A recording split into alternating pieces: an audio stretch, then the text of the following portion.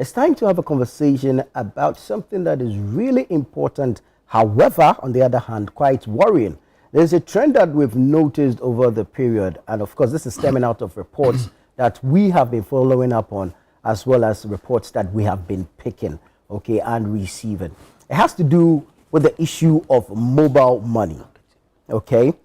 Mobile money is supposed to make life more easier, more convenient, and of course, to ease up the transaction space. However, there's a trend that we have noticed. There's an increase in attacks on MoMo vendors, as well as an increase in MoMo fraud, at least from the reports that we have had quite recently, okay? I'm sure later we can get some stats to it and see if there's been any, significant increase or not. We're going to have a conversation with industry players regarding this particular matter.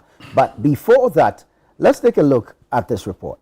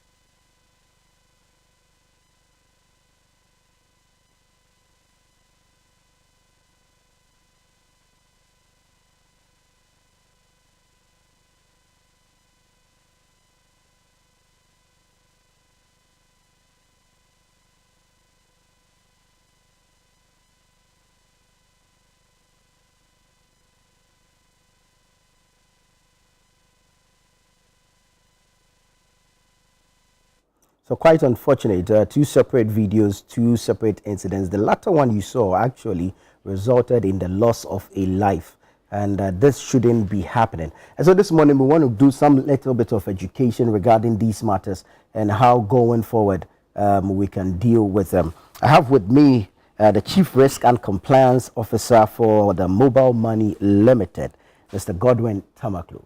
Good morning, sir. Good morning, sir. Thank you so much for joining us. I hope all is well. By grace, we are doing fine. Yeah, and congratulations. Yesterday was Labor Day, Workers' Day. So yeah. I hope you had a good one. No.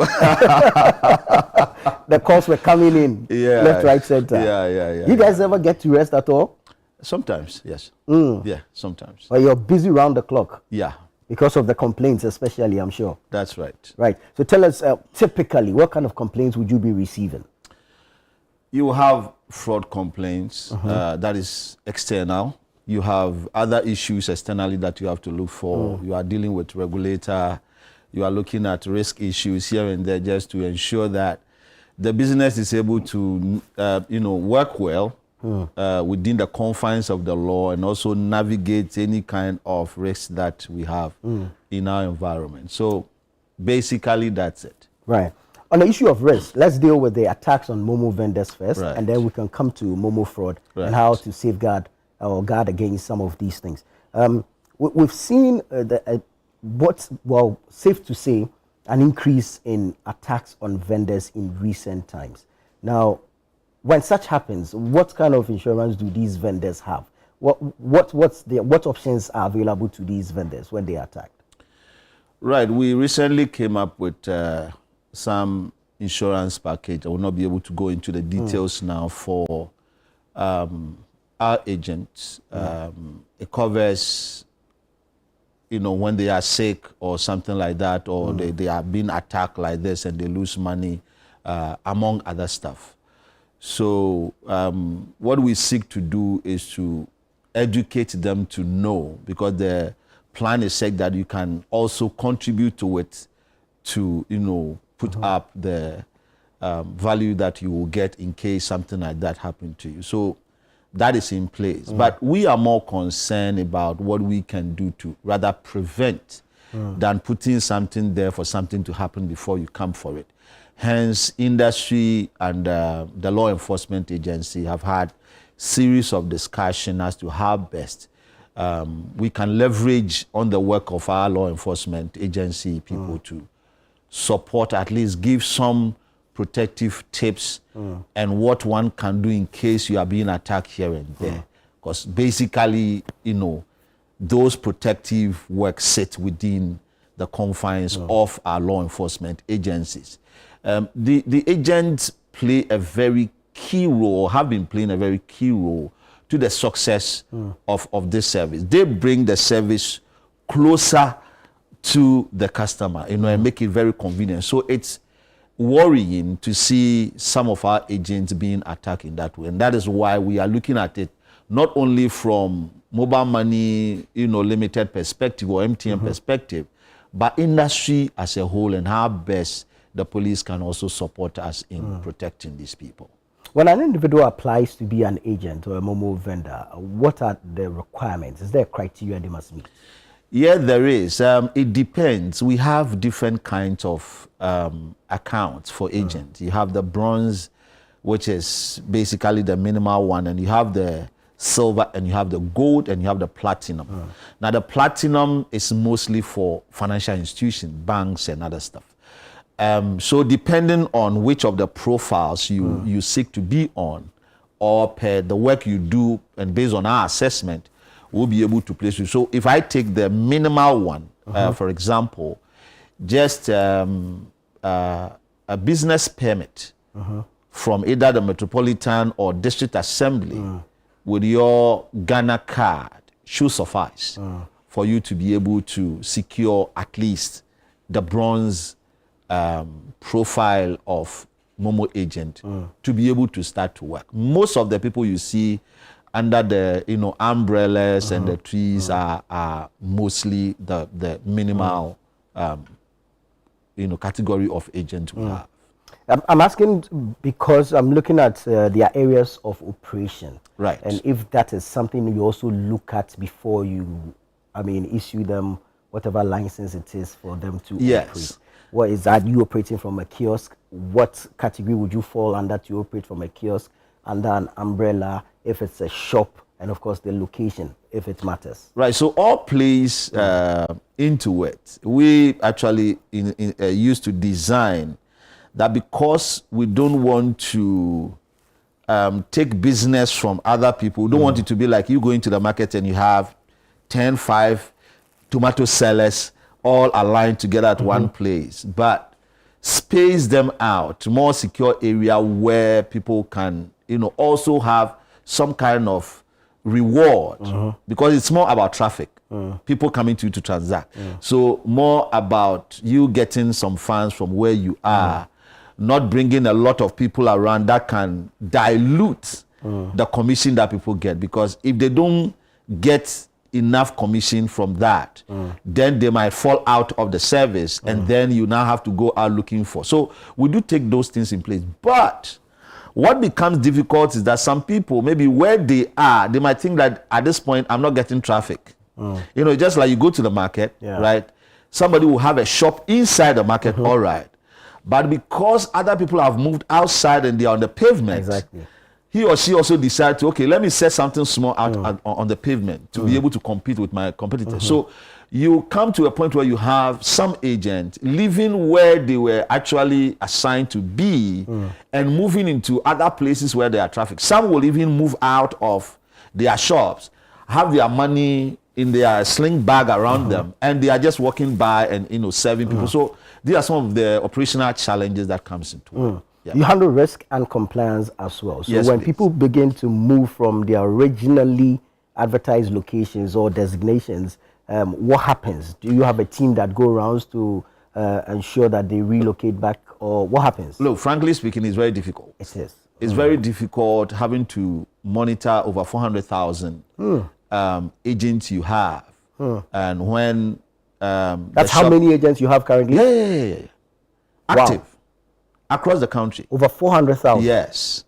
That's active. huge. That's a lot. Across the country. Yeah. We even think that, as the numbers, because you have 17 million customers over that you are serving, almost 17 million who does at least one transaction a month. Right? So you would want to have enough agents, not excessive that will dilute their commission, but enough to meet the needs of the customer base you have now. So around 400,000, very active. So it's difficult to monitor where you are today and tomorrow he's there, tomorrow he's the other place, and stuff. We have sales team on the ground. And sometimes my team would also go on the ground to do window shopping to see, or mystery shopping to see what is happening, whether they are, operating according to the rules that we agree on, the contract that they sign on. But frankly speaking, it's difficult to really manage them in that way as to don't move anywhere, stay here. You go there, he can be there for today. Tomorrow, as you move to another area, he's gone, with his bag, not actually moving the shop. Exactly, the shop is there, but he will move out of the shop and probably go into the market to say he's going to serve his customers. Right. It's difficult for you to prevent the person from doing that. And then there are those also who open branches. Do they open the branch based on what initial license you gave them, or they have to come back? You come fresh. If you want, maybe you are here and you've seen another location or a new developed area where you think you want to plant, an agent. It's a new process you need to go through. So every agent, we don't have like the super agent model where you have big agent and smaller agent under them. Every single agent is an independent agent on its own. So if you want extra account, then you go through the same process again to register for that account. Wow. Yeah. Wow. Okay, so let's look at the safety of our vendors and how we can assist them or help them. Do you encourage, out of your insurance that you've just mentioned, do you encourage these agents and vendors to seek insurance packages elsewhere, or to insure their businesses so that in the unlikely or unfortunate event that there is an attack, they can get some remedies elsewhere? Yeah, so that is what I mentioned earlier, that's a responsibility on us to let them know at least the package we have one, and also then push them to, if they want to top up or even have other, insurance packages that will cover them. But the insurance is good, to be frank with you, but I think that the effort is more towards sensitizing them to prevent it from happening, or what they can do to prevent it from happening, or during the process, what they can do to seek for help, right? We think that going that way will help reduce issues. And then once our law enforcement agencies are also committed to ensure that arrest is done of those people and they face the law, we believe that that will go a long way to help. On the issue of sensitization, what's the level of engagement with your agents? So we do have 3 ways of engaging them. One, through their agent associations. We have about 5 different agent associations. So we engage the agent associations. They do have programs, sometimes face like in person, sometimes it's online and other stuff. So that is one way by which we do engage them. The other way is our team on the ground. Okay. We have over 5,000, sales team on the ground who go visit them and then talk to them about things. And then we do online, either some WhatsApp group or SMSs and stuff to share information about what, we have to tell them or what we think they need to do. So that's on your end with your agents. What Right. from your end with the security services? Oh, with the law enforcement agencies, we do have this engagement often because the cases comes in every now and then, and so it's not once a while. It's often we are working, with them, the police, the cybercrime unit, Yoko, and then now we are, engaging to see if the NIB, the former BNI, could also be, part of it in helping us. So coming from all fronts, and then the electronic money issuers chambers also, playing a role in it to make it not mobile money limited, fight, Right. but an industry fight, kind of. Very well. Let's now go to the issue of MoMo fraud. Right. How easy or how difficult is it for one to be defrauded? It depends on the kind of typology, as in the type of fraud it is, right? If it is systems, like somebody seeking to hack your platform, since we started mobile money about 16, 17 years now, we've not had any issue with our platform. Secure, watertight, at this point in time, as I sit here in the studio telling you, right? Nobody. If we do have something like that today, we'll be having, like national security issue by this time, because 17 million, over 17 million customers holding more than 25 billion Ghana cedis on our platform, right? So in terms of the platform area, very secured.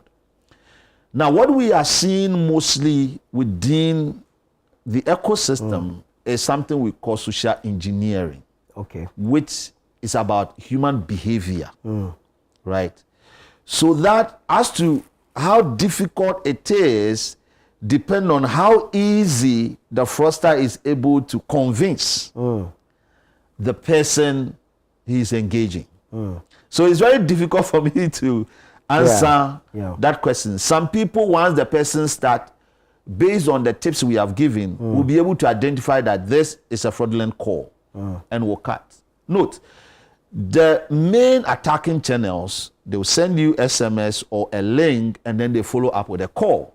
These are the three main attacking channels, right, within the social engineering typology. So how quick the person is able to convince you to do or follow his or her steps makes it either difficult or not difficult.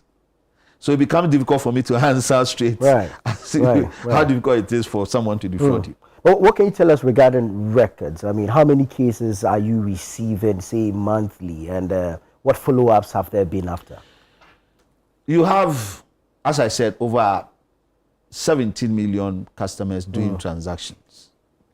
You would have in a day or in a month about 23,000 people saying that there was an attempt on them, and that number is increasing. And for us, it's good that people are able to now see and to stop the attack and say that, look, this number called me and this is what he was trying to do. And we collect some of this information to understand the new typologies that are coming up. Out of this, you have about 400 to 500 people in a month that will fall victim to these kind of stories, right? But then the good news is that you still have a lot of people calling to say, oh, they tried this and they tried that and they tried that and I stopped the call or I just cut the call, and they are still calling me, so I just switched my phone off, blah, blah, blah. And that, for me, assures me that some of these engagement we are doing here is going a long way to inform customers that we seek that they become the first line of defense. When it comes to behavior, the customer then become the first line of defense for us. And so if they're able to identify some of these tricks and then flag it, it's good. But then it's much of a concern more to see like between 400, 500 people in a month to have been defrauded. That's quite worrying. 400 to 500. That's huge. That's quite disturbing. So, I mean, I'm sure you also conduct your own investigations when you pick up some of these reports and all that. Well, I mean, you've mentioned that, I mean, they'll send a link, they'll send a text, and then they follow up with a call. But what's the typical working, how do I call it?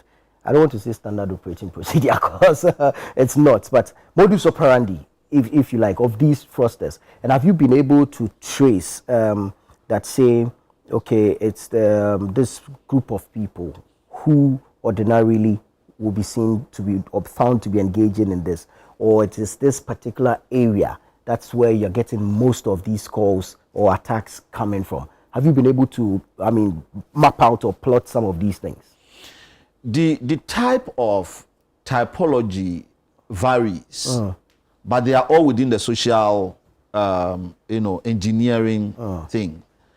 When a call comes to you, and as I said, mostly it's a text message or a link is sent, and then a call comes in. Now, the conversation now differentiates the type of typology that is coming in.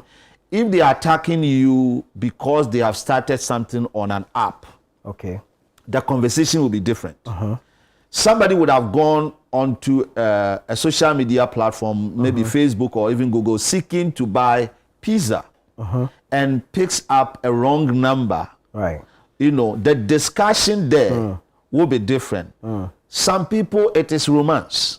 The person calls you, loves you, blah, blah, blah, blah. They meet somewhere even once. The discussion there is also different. So you have, it varies as to what kind of trick they play on you. They'll call you, your son is sick. We've picked him from school. We've taken him to this hospital. And then you need to do this, blah, blah, blah, blah. So all those ones are different, right? But all points to one thing. They need to get your PIN to be able to access your account. Other than that, they wouldn't have initiated the call. If somebody will sit somewhere, as we sit here, by the time we finish with this program, you have received SMS that monies have left your account. Without you doing anything, without any call coming to you, we'll be having national security crisis today. That wouldn't happen. So that's not possible. That wouldn't happen. That is not possible. That is not possible. They need a PIN, and that is why they will always want to call you. That is why they will always want to call you. To now take you some things and you either enter your PIN. And I'll come to another typology where they don't even need your PIN. I'll come to that. Now, with your question regarding where we were able to trace some of these calls to and all. In the central region, we used to have some cells. We made some arrests with the help of Yoko and the Ghana police, I think about 3-4 years ago. In the Volta region, between Sogakope and Akachi areas, we do have some cell. In Ho, we do have some cell. In the north, in Ashanti region, we do have some cells there.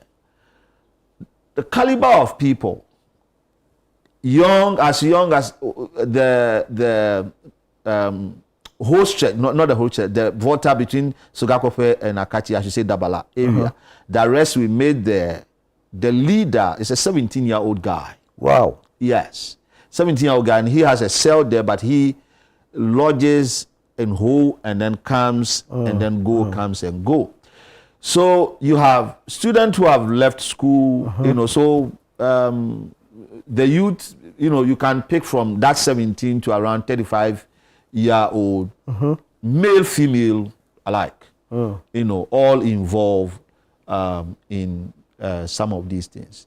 So yes, it just takes time to track, map where they are, and then now the police also help us to do arrest. Very well. Now let's look at the other type where they might not need your 4-digit PIN. Right. Note here, your biometrics is the strongest password you ever have to any financial thing you are doing. Your biometric, because one, nobody has it. Yeah. Unless they either kidnap you, right, and forces you to use your biometric, or they kill you to use your biometric. So your biometric for us is your strongest password, even than your PIN. Right. Because PIN, people can guess. Today, a lot of people, I was in one studio and after the program, I told the host, check with your team, those working with us here in this room. What is their MoMo PIN? There were about 6. Right. 5 of them, 0000. 000. 5 of them. All of them were using 0000 right. as their PIN. And that's an easy guess. I'm sure the remaining 2 will be 1, 2, 3, 4. So it's not like your biometric. God created us separately. Uniquely. Yeah. Right. So now, what happens is, on our app, mobile money app, when you register and you activate your biometric, that overrides your PIN. Okay. Because that is the strongest password you've ever had. So until somebody comes in and puts your thumbprint there, or if it is the eye you want to use, nobody can access it. Even if they have your PIN, they cannot access it. Now what happens here is this. Just like the way people say they have hacked their WhatsApp, this is the process. The person, so I'm the fraudster, you are the customer. I download the mobile money app on my phone. And then I guess your number. Anybody's number. MTN does not necessarily need to give your number out to anybody. When I say 0244 30 45 46. That's random. Anyone can. That is somebody's number. When I call the person, he will answer. So I put in that number and I want to register. Now the system will trigger a link to you with an OTP. OTP is one-time password. That one-time password is saying, if you enter that password, it tells the system that you are the person who is downloading and registering this app on this new phone. Yeah. And they give you access. When you go into the app and you activate your biometric, it overrides the PIN. So with your biometric answer.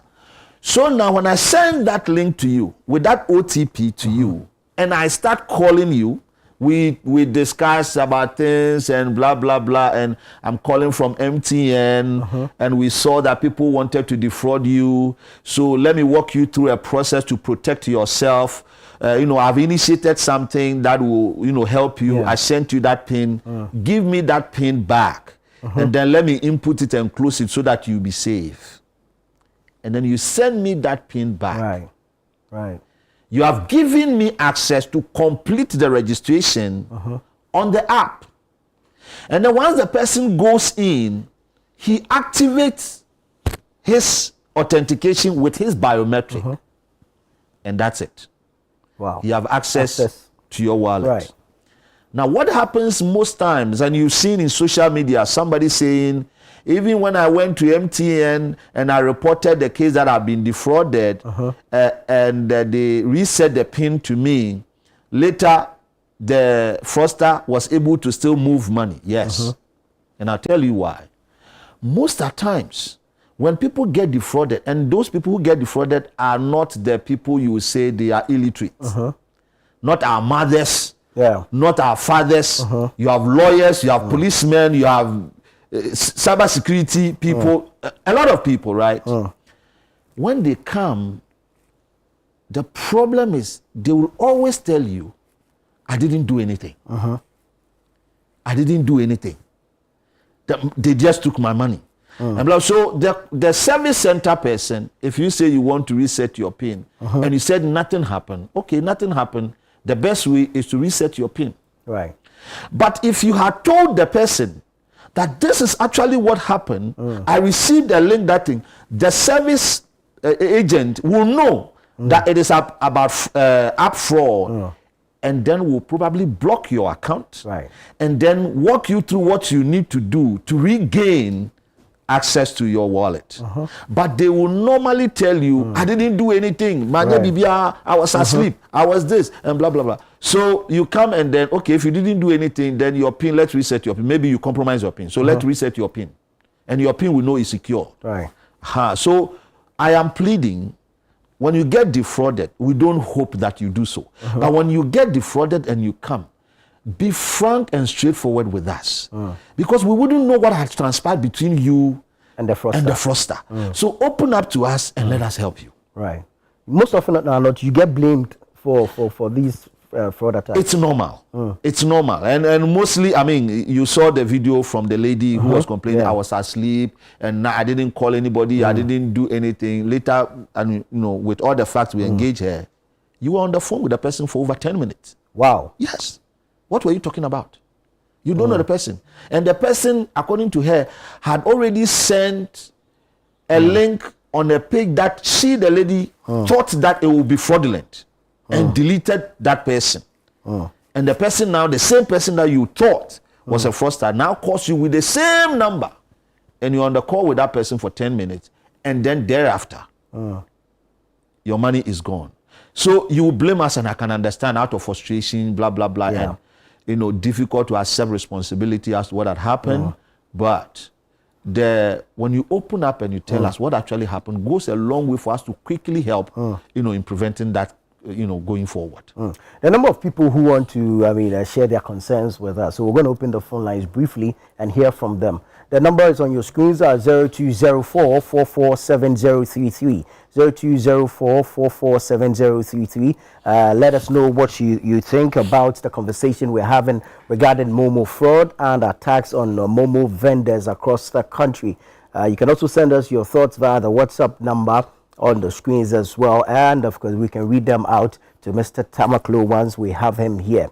Let us know what you think. Call us, share your experiences with us, and together let us find a way to stop this from happening, or at least put a stop to the growing number of cases that we're seeing. But back to you, Mr. Tamakloe. So on this issue where you get blamed for some of these instances, when you engage victims of such, what exactly are you seeking to do with this person? So first, from our investigations, we'll get to know what transpired. If there was a call, who called at what time, if there's a text message that came to you, among other things, where the money went, the timestamps and the people involved. So we'll be able to engage you and put the facts. That is, those that will come to us, we'll be able to engage you and put the facts before you. And then we map out the next, steps, as in, you need to, now it's a criminal case, right? So police need to know. We are not those who, so police need to know. And then we will now work with the police and provide whatever information from our investigation the police will need to help with their investigations to the police, and then we take it up from there. Now, what happens most of the times is that when somebody reports the case to the police and they come to us with the extract, they forget about the police. And always coming to us. No, there's a CID on your case. So if there's any follow-up, you have to talk to the CID. Very well. Hold on for me. There's a caller on the line. Hello, good morning. Morning, sir. Right, your name and where you're calling from? My name is Kofi Mantea. Kofi, calling from where? Tema. Please go ahead. What's your own experience, or what would you like to know? Okay. Sometimes I'm educated now. I'm not too much educated, right? But sometimes it's my own family. Nothing easy. Nothing Joshua. You know what enough for me. Jordan, maybe I computer science. Now, occasion there, daddy, and go person more further. I want to protect you. I tell my maybe say, you know something, don't protect me. I can protect myself. From your mini Joshua. Now I catch you off. But among educated, nobody gives no more than after them. Oh, into sometimes it sounds director in kind. Oh, there no kind or can simple say, and only the one of Mubian. We don't go to this one of the common. I'm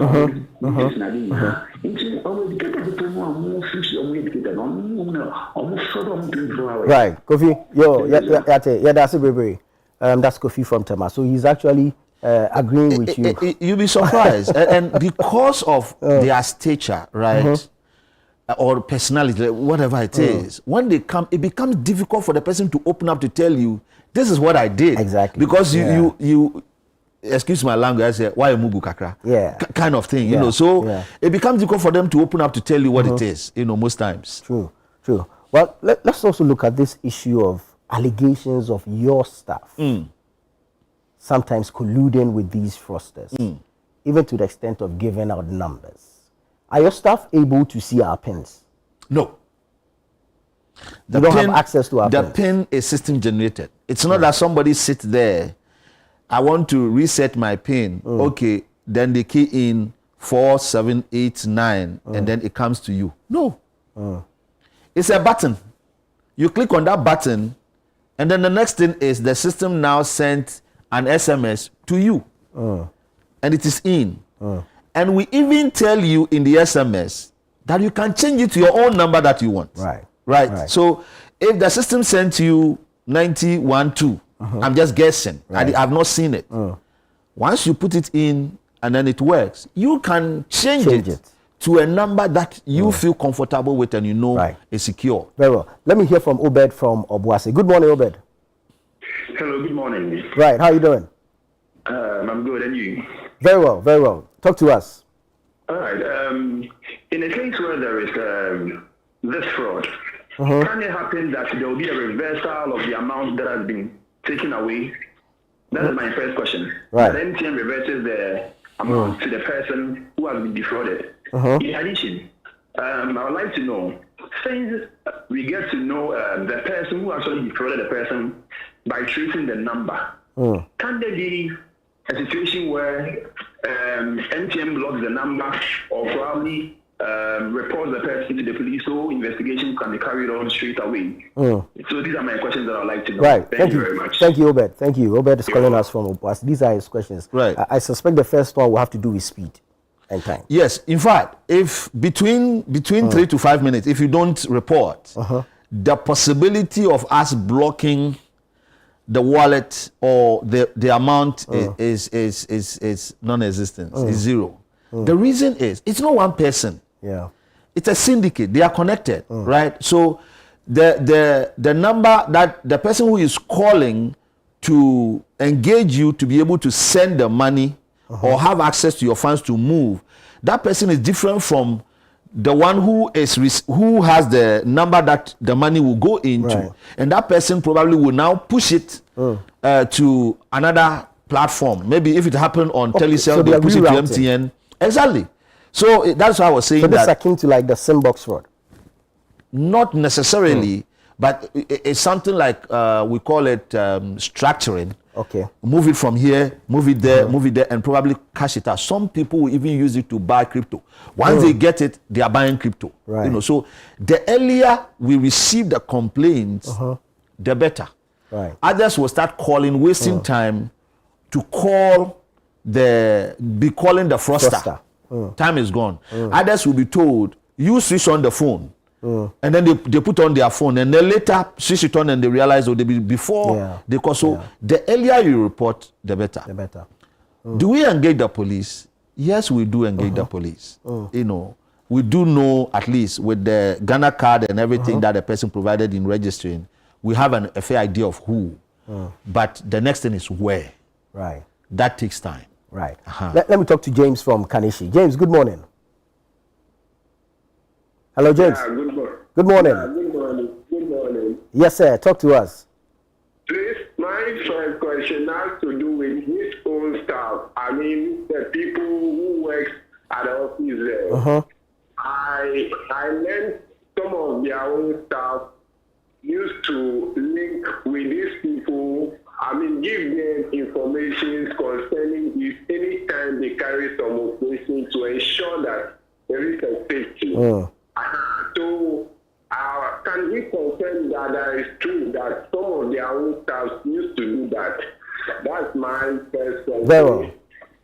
And then secondly, I also want to know that just last week, somebody came to me to buy, and then the person, according to him, he sent money to me.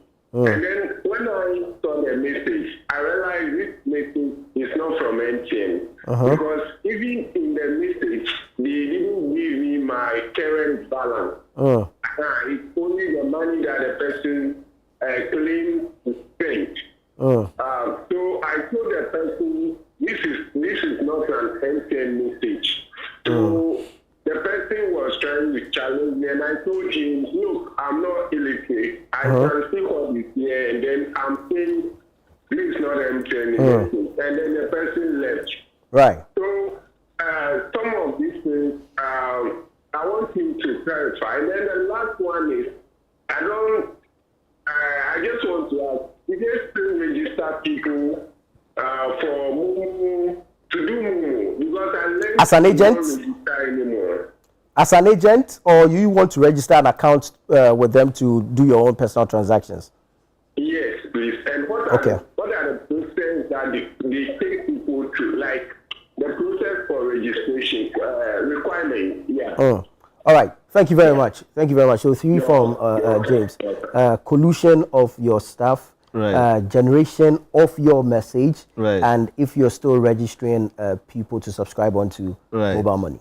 So before a fraud attack is initiated, there's a whole lot of work that is being done by the fraudsters. I happened to join a team that worked somewhere in Central Region some years ago, just 2019, right? Just to have a first-hand experience of what happens. There's a group of people, over 20, right? You have a group that will just use Excel to generate numbers, right? Macro to generate numbers. And then you have another group, that numbers will go to the second group to now try to send money to that person. Getting to the end of it, your name will pop up. Yeah. And they'll write the names down. That's another group's work. And then the same number goes to another group simultaneously. The other group will now start, they have an agent SIM, they will now start initiating transactions. Right. They probably will start from 1,000. Then they'll come 999, 998, 990. So if the transaction goes through, maybe the person didn't enter the PIN or anything, they know that the person would have roughly 990 something. Yeah. And they write it down. So before a call comes to you, it is not just a random thing. It is worked on for about 3-4 days. Before a call comes to you. And normally the reason why people are saying that is because when the call comes in, the person is able to mention my full name and it is easy to get. You don't need an MTN person to give that full name. Then the person is able to tell me closely roughly how much I have. Is because of that process I'm talking about. Right? So they have. So that is it. But as human as we are in a human institution, if we see or identify anybody that seek to do that, they are given to the police and they deal with them. Now the text message is because we have a system that we have set some rules on that blocks that SMSs that goes. I told you that the attack channels is an SMS, a link, or a call. So it blocks the SMS because of certain words in the SMS, right? So we are able to block over 400,000 SMS in a day. Wow. That should have gone to customers for them to now call up and defraud. Now, their way of going around that is, for example, the word mobile in our system would have put mobile, the correct word. But then their spelling of mobile will be maybe M instead of zero, instead of O, they put zero. Right. And then maybe B, instead of the I, they put exclamation mark and then LE. Just to, go. So when you look at the SMS, you might think that the person at the one go school, he didn't go to school, he's not educated, he doesn't know how to spell mobile. No. Right. It is a way for them to go around it. So the man, the first gentleman who spoke, was quick to see that MTN wouldn't spell mobile like this. But how many of us takes our time to look at the message when somebody calls you to say, Mipacho, I wrongly sent you some money, so please check and then resend it to me. How many people would take a time and read to see this message? You mostly don't even read the message. You go and look at the amount. Exactly. And then we look at the amount. Oh, he said he sent me 20. Yeah. Okay, let me send it back or something like that. And we are too we'll deal with all the issues. I have another call on the line. Let me pick this one real quick. And then we can deal with the issues that have come up from the various calls. Hello, good morning. Hello. Kindly turn down the volume of your TV set and listen to us through the phone. Hello.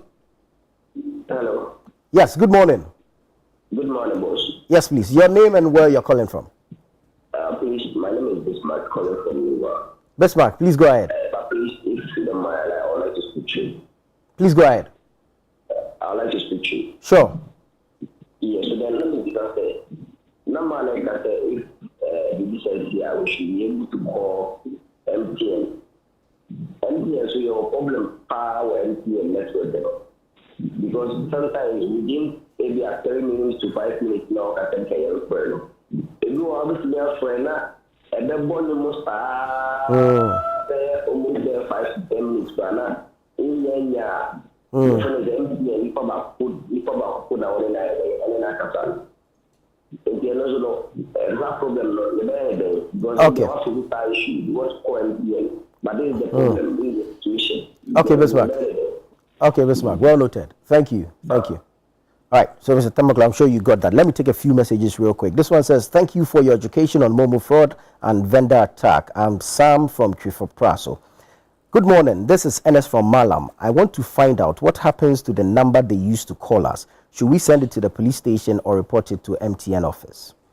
This one says, good morning to the Breakfast Daily team. Please kindly ask Mr. Tamakloe for me, how can the fraudsters know that I have a huge money in my account and they started calling me, but if my account is empty, I don't receive any calls? I'm Samuel Fuashaman. Okay, I'm sure he has addressed yours. Good morning to you and all viewers. Why is it like the fraud is popular with MTN than with other networks? Azure Ibrahim from Garu is asking, can't you change the 4-digit spend to 6 digits? Okay. Someone has sent a sample of the message they receive. Okay. It says down there, dear customer, you cannot use your MoMo line for 31 days due to merchant reports. Thank you. This one says, I am a former MTN staff with the IT department. I can tell you the most secure platform is MTN. Okay, it's MTN. Any fraud that happens to any customer is he or she who gave the gateway. Okay. This one says, good morning. Please, I'd like to know if they've ever been able to track some of these MoMo fraudsters and get them arrested. Yes, they have. He's spoken to that. Final one here says, good morning. Please, my question is, when the fraudsters' numbers are reported to MTN, can't those numbers be blocked permanently by MTN? This is Theophilus from Kukrobite. Right. Yeah. So the blocking of the numbers, yes, we can block it, right? But the number also helps us with our investigation. Right. The number, I wouldn't give you details, because people will be listening. The number helps us to identify, some locations where the people are. So depending on what we are doing, we can block the MoMo side of it so that they will not be using it for any MoMo. But the core side of it, we allow it for us to be able to pick certain information that will help us with our investigation before it is permanently blocked. Now we've even added an additional layer through the chamber, the electronic money issuers chamber, where the numbers, the phone in which the number was, before it was used to attack a customer, that phone's the phone have a serial number we call the IMEI. That is blocked. So it also helps to make it more expensive for them in the sense that, you know, you cannot use that phone anymore. You have to throw it away and go and buy a new phone. So that is an extra layer of things that we are doing. So the blocking of the number, it depends. Once we are able to get some information that will help us with our investigation, the number is terminated, and the EMI of the, how do you call it, of the phone is also blocked. And then the issue of calling and having to wait on the line. Yes. So in fact, that has raised something. It's a discussion ongoing now to create a different call center for just fraud related issues, where somebody can call to get more information, be educated, or report a case, so that it doesn't go through the normal channel. So that is currently ongoing. We are speaking with a vendor. You know, once the commercials are agreed on, that is also going to happen. Very well. Yeah. Very well. Love from Tema is calling us now. Hello, good morning. Yeah, good morning. Please, I want to ask about this loan apps on our phones. When you go for their services and you're asked to pay on the app. Sometimes, most of the time, the number MTN. The moment you pay through their app, then they come back to you that you've not paid. You will send every detail to them, and they will still insist that they haven't received the payment. But everything shows that you have paid. And in this case, what do you do about it? Because when you get to MTN, they will tell you the money has been paid, but they will tell you they haven't received the money. Like it's something that is really going on. So I will suggest you collaborate with the cyber security and then see what you do about it. Well noted. But I don't know if this is your issue. No, that's a third party loan that loan app that you are using. It's not MTN, but because you are using your MTN number to do the payment. Exactly. So I would suggest to you, when such issue comes up, take your request for your statement, your MoMo statement, right? And then with your statement, you can go report to the police that this is what you did. You took a loan from this company, you have paid, this is your statement, but the company is saying that you haven't paid and they are harassing you or whatever it is. Report to the police and let the police take over the case. Or you can actually call the company before making the payment, because these people may have planted their number, a different number, exactly. Yeah, on the app, right? And so you think you're paying to the company, but you're paying to a fraudster, right? So perhaps you need to call the company before you make such payments, right? So that is another thing that also happens, where, for example, on online, people go to say they want to pay for pizza or something like that, and the number there, the name on the number when they are paying, is not the name of the business they are dealing with. But they will proceed and pay. And then the person will tell you, the business will tell you, I've not received any payment. Then it becomes an issue. So we should be, able to at least read the information that will come when you are transacting, because it helps you know whether what you are doing is right or wrong. There's a message here. Let me quickly ask you about it, if it's possible. Good morning, Channel One. My name is Albert from Ablikuma. Please, concerning the current discussion, I want to ask if there is a way to set the mobile money system to act like the bank account, which, like, if you send money to someone, it takes at least 30 minutes for the money to clear before the receiver can cash it out. I think with that, the person sending the money can reverse it as soon as possible. Banks have their own way of dealing. When you give them money, they can use the money for something before they put it in your account, whatever it is. Mobile money is a real-time thing. That is changing the whole. That is why you are having. Banks have been here for over 100 years. Mobile money just about 15, 16 years, and you're having over 17 million people. It is real time. that is the issue around it. So all we are saying is that those basic tips that we give, you don't have to pay for them. Right. They are very simple, and if you follow through, you protect your wallet and enjoy the service forever. Very well. You know. Let's take our final caller for the morning. Hello, good morning. Morning. Right. Well, where are you calling from? Your name? Say again, Perez. Right. Perez, please go ahead. Yeah, please, I am this mobile fraud guys. Some are very smart. You know, I was outside the country for some time. And then these guys managed to chat with me for 6 months on my WhatsApp. For 6 months? Yes. And they took my friend in the US number. Right. My friend in the US WhatsApp picture, everything, and chatted with me, asked me questions about my family, how they are doing. So impersonation. Even the conversations I've chatted with my friend, they were able to repeat those things. So I thought it was my friend. Then one day, 6 months, when after I returned to Ghana, they called me and they told me that my friend, like, they pretended as if they are my friend and told me that, oh, my friend is doing a project in somewhere and he needed money to buy water. So they hacked the WhatsApp. So I also sent the money to their account, the number they gave me. And then later, my friend, they told me I should come to the site to inspect it. I thought it was my friend in US. Later, when I was going to the site, it was then I realized that I have been defrauded. Right. But I was surprised the way they were able to chat with me for 6 months. And then they communicated with me, family matters, every conversations I've even discussed with my friend. They were able to repeat that. So I did not even. Right.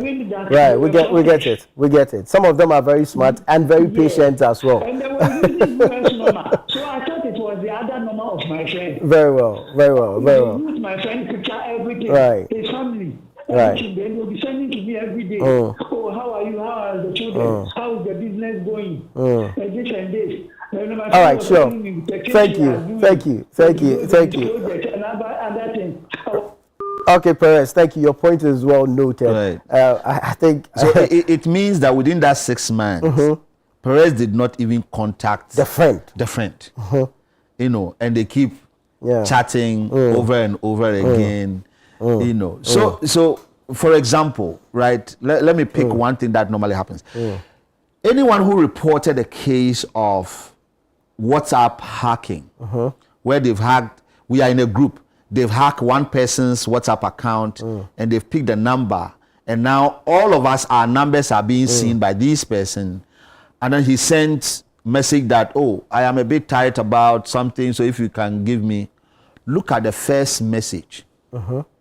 If the person is in your group and really knows who you are, they wouldn't just say hello. Whatever guy name or name that the person, will always be different. It will be different. But all the time, it is because they just see the number, they don't say the names. So hardly will they put the name there. They'll just say, hello, good morning. Oh, friend, I'm blah, blah, blah, blah, blah. So can you, and then you know, if it is you know me. So whatever way we call ourselves, you would have used it, and then, but the person will say, once it's coming from this number, he knows that it is his friend. He will not even call the friend to confirm. Go a step further. Are you the one who sent me this message? You need, okay, I'll be able to help or I will not be able to help. And most of the times, when they're asking for the money, they'll give you a different number to send the money to. Why is my friend asking me to give him money and he's saying I should give it to him? So these are some of the things. He owes on the... All right, 2 quick messages and then we can wrap up the conversation for the morning. I think it's been good. There's been a lot of education this morning. This one says, good morning. Saeed from Ahafwa Chinsua. There are online vendors on TikTok defrauding people with fake sales. I have reported one such number to MTN, but the fraudster is still in brisk business on the same MTN number. It goes further to drop the number, so maybe I can share with you after. It says no calls go through, but the number is only available on WhatsApp. How can MTN work to stop that number from operating? This one is from Gertrude in Bolgatanga. There was a day I reported an attempted fraud. The fraudster got to know that I had reported and called me at about 7 p.m. to find out if I had reported any issues and that they were ready to assist me. I denied having reported any issues. Are these fraudsters not from MTN? That's your question. Good morning, sir. Please, I sent money to wrong number, but when I called, the number was inactive. What do I do? It's been 1 month now. From Hussein. This one is asking if you can't do anything about 15 days reversal. Does it take 15 days to reverse money? Up to. And I'll give you the reason why. Okay, sure. So when you call, the law requires us to reverse the funds within 5 days. Within not up to 5 days. Within 5 days. Said that when you send the money, the law gives some things that we need to do. First, we need to contact the one who received the money. Contact the person for 3 days. If the person does not respond, you will send a notification before you proceed, so that from your side, remember, both are your customers.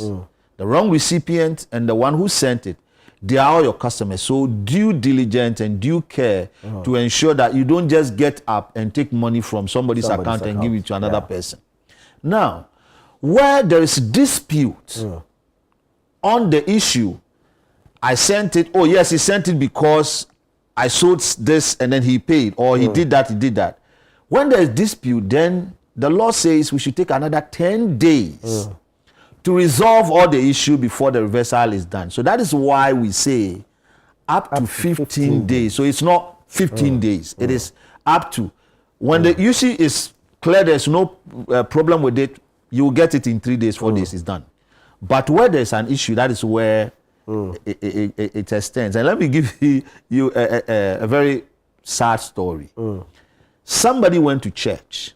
I wouldn't want to mention the church's name. Sure. We don't have to. Close from church and then call our call center that he's made the wrong transaction and he needed that transaction to be reversed. So as part of normal process, the funds was withheld because it was in the account. So they will withhold the account. Transaction was to the church? To the church. Right? Okay. So, but we didn't know us at the time the customer was. So the agent would have withhold that funds because it is in the account. Nobody has taken it. So it will withhold it. Then they will raise a ticket for those at the back end to start working on it. So the one at the back end now calls the owner per our records of that account. And then we realize from our record that that account is actually a church account. We got the administrator, and the administrator said, yes, we received these funds. He went to check on the phone and said, yes, we received this money from this person. So administrator mentioned the person's name. Right. So, okay, yes, the person said it was a wrong account, so we need to reverse. Please confirm. He said no. It was a harvest contribution. Wow. That they have issued a receipt to the person. And the person is calling to say he made a wrong transaction. So if you just go by what somebody had just said and not hearing from both sides, you are going to create chaos. Right. And this is what people do. So sometimes somebody have gone to do work for another person at home. The person paid, later got home to realize, oh, the painting wasn't the way he wanted it. He's not satisfied with it. You know the person. So just call the person and he will call MTN to reverse the funds. You see, so it's because of some of these things that the law puts some of these things in place. Mr. Tamakloe, thank you so very much. We would have to find another opportunity, another time to continue with this. The issues are many, but we're all working to ensure that Ghanaians and, of course, your customers continue to enjoy the service that you are providing. Thank you so much for your time this morning. Thank you very much. Just one moment. Please, MoMo users, if you've seen any communication online that MoMo account or MoMo platform is hacked and that go and take money from your wallet, please ignore, because the MoMo platform we use for financial transaction is secure, proof, and everything is okay. You can transact as long as you do not give your PIN out. Thank you very much. All right, thank you. Godwin Tamakloe is the Chief Risk and Compliance Officer, Mobile Money Limited, and he's been helping us with a lot of education regarding this issue of MoMo fraud. Well,